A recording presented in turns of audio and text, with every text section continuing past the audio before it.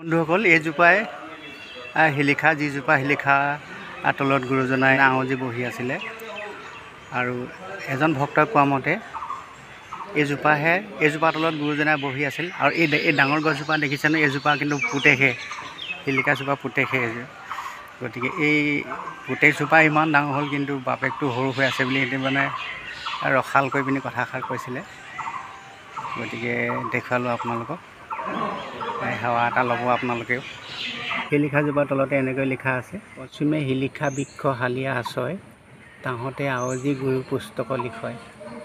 বন্ধুসকল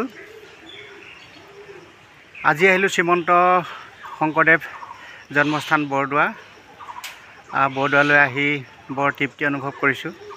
বহু দিনৰ পৰা আহিম বুলি আশা পালি আছিলোঁ বৰদোৱালৈ, কিন্তু ঠাউকতে সুবিধা এটা পালোঁ, সেই সূত্ৰে আজি বৰদোৱালৈ আহিলোঁ। বৰদোৱা ইয়াৰ নামঘৰ ইয়াৰ সৰোবৰ মোৰ চেনেলৰ যোগেদি দেখুৱাবলৈ ইচ্ছা কৰিম, গতিকে আপোনালোকে চাব আৰু চাই নিজেও যিসকলে অহা নাই বৰদোৱালৈ চাই নিজে তৃপ্তি অনুভৱ কৰিব। এখন মূল তোৰণ জাপি সদৃশ মূল তোৰণ, এখন মূল তোৰণেদি সোমাইছোঁ আমি। এয়া মূল নামঘৰ, জাতীয় পোচাক পিন্ধিহে প্ৰৱেশ কৰিবলৈ কৈছে ভিতৰত। গুৰুজনাৰ এখন বিশাল নামঘৰ প্ৰভু ঈশ্বৰ। এয়া আমাৰ শ্ৰীমন্ত শংকৰদেৱ জন্মস্থান বৰদোৱা।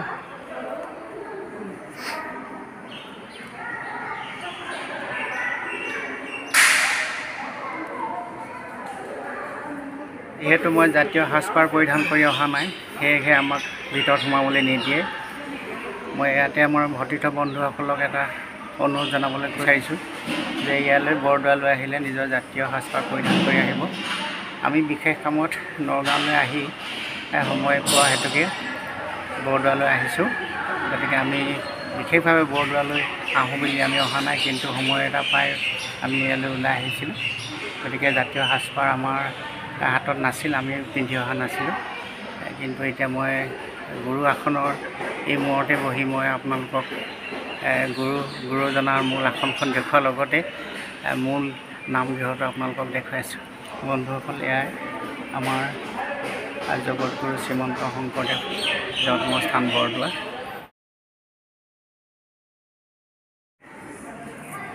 বিশাল নামঘৰ,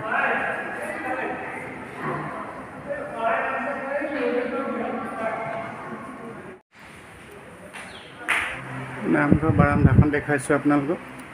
এই দুটা ডবা, বৃহৎ ডবা দেখা পাইছোঁ, সৰুবোৰ ফুল ৰাখি থৈ দিছে দেখা পাইছোঁ। আপোনালোকক ইউটিউব চেনেলৰ যোগেদি দেখুৱাইছোঁ। ভক্তসকল আছে ইয়াতে।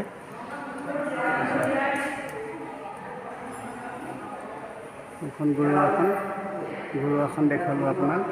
তৰে আকাশী গংগা ভক্তি সৰোবৰ গেট, আমি তালৈ এতিয়া প্ৰৱেশ কৰিছোঁ। এয়া খেৰঘটি সাংস্কৃতিক মঞ্চ নামাংকন কৰিছে, দেখুৱাইছোঁ আপোনালোকক। তো সৰোবৰৰ কাষতে আছে, বহুত ভক্ত সমাগম হৈছে ইয়াতে। এজন ভক্ত পাইছোঁ ইয়াতে। কওকচোন ক'ৰ পৰা আহিছে? মই তেজপুৰৰ পৰা আহিছোঁ। তেজপুৰ আপুনি ন? মই ডিব্ৰুগড়। কিহত আহিলে তেজপুৰৰ পৰা? আমি তেজপুৰৰ পৰা এখন বাছ ভাড়া কৰি আহিছোঁ। আমি আমাৰ ঘৰৰ চুবুৰী মানুহবিলাক খাবলৈ মিলি পেলাই। তেওঁলোক তেজপুৰৰ পৰা আহিছে, আমি আহিছোঁ ডিব্ৰুগড়ৰ পৰা, গতিকে ভাল লাগিলে এখেতক লগ পাই।